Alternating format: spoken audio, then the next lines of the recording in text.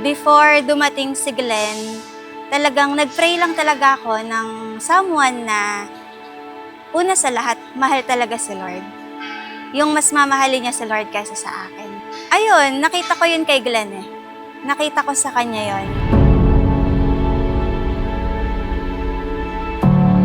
Talagang babagsak yung luha kasi ito, Lord, ito yung prayer mo.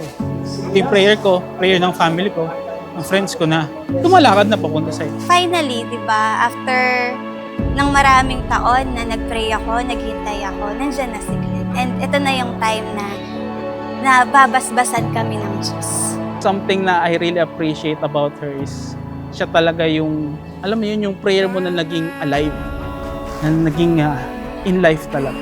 Kumpleto ako kay Jesus. Pero bonus si Glenn sa buhay ko. Kamil, sa harap ng Diyos at ng kanyang lingkod at ng ating mga mahal sa buhay, ako ay nangangako na mamahalin ka tulad ng pagmamahal ng Diyos at ng inyong mga magulang, unconditional, selfless, and enduring.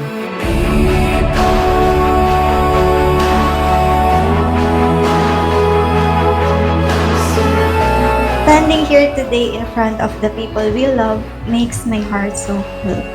After years of praying, waiting, and seeking God's will, we are finally here. Nakatungtong na sa mga answered prayers natin.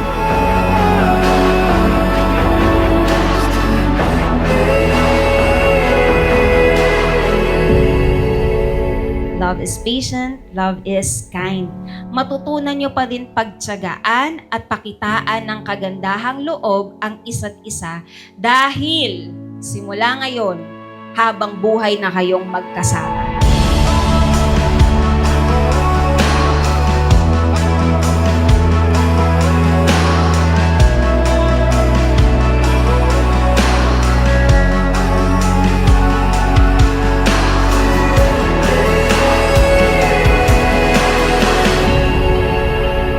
Ang mga bibitawan ninyong mga pangako ngayon ay dapat ulit-ulitin at muling pagpasyahan bukas at sa bawat araw na darating.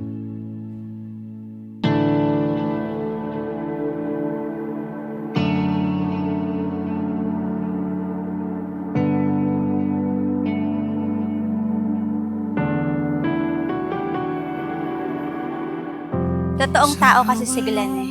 Hindi siya nagpakita sa akin ng kahit ano na hindi siya. Kung sino siya noon, ganun pa rin talaga siya ngayon. Hindi talaga siya nagbago, totoo yun. Ating awit ay iginuhit ng langit. Through that courting process and courting years, hindi ko rin napapansin na ine-extend ng Lord yung patience, ine-extend ni Lord yung love, ganito magmahal, mamahalin mo yung tao na hindi lang doon sa mga bagay na gusto mo, even doon sa mga bagay na di mo gusto, you will accept it. Tulad ko'y napalapit.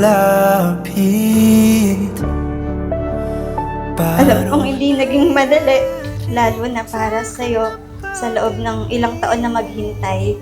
Pero salamat kasi hindi ka nagmadali. Hindi ka nainip at hindi ka napagod. Saksi ang langit at ang mga tao sa paligid natin kung paano mo pinanalangin, hiningi sa Diyos at pinursu ang puso ko. Dalangin kita. Pangako, hindi ka mag-iisa sa kaligayahan at kalungkutan, sa hirap at ginhawa, sa sakit man o kalusugan, magkasama tayong dalawa. Hindi ko binanggit ang pangalan mo kay Lord sa prayer ko. Hindi ko hiningi kay Lord na sana ikaw na.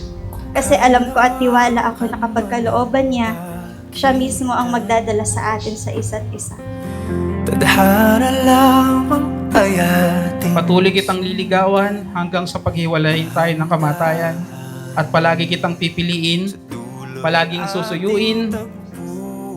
Ang iyong pangarap ay pangarap ko na rin. I was praying, I saw a vision, a glimpse of my future. I saw myself walking down the aisle. Outdoor yung place, garden, me wearing a white dress, may flower crown sa head, habang tumutugtog ang Diyos ko sa amin. At ikaw ang mukha ng lalaking pakakasalan ko. Dalangin kita, di na lang darating.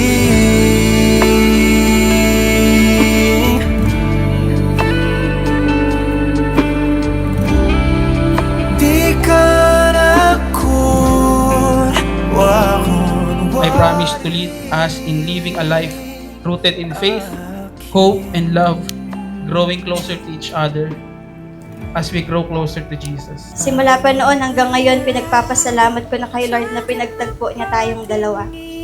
After everything na nangyari sa mga kanya-kanya nating buhay, bago pa tayo magkakilala, dinala niya tayo sa isa't isa.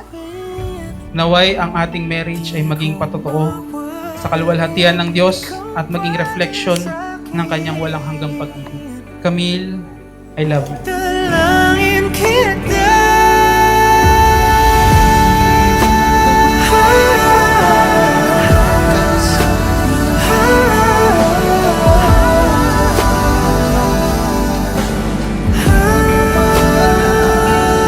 Glenn, grace ka ni Lord sa akin.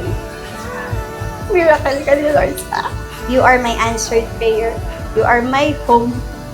Mahal na mahal kita.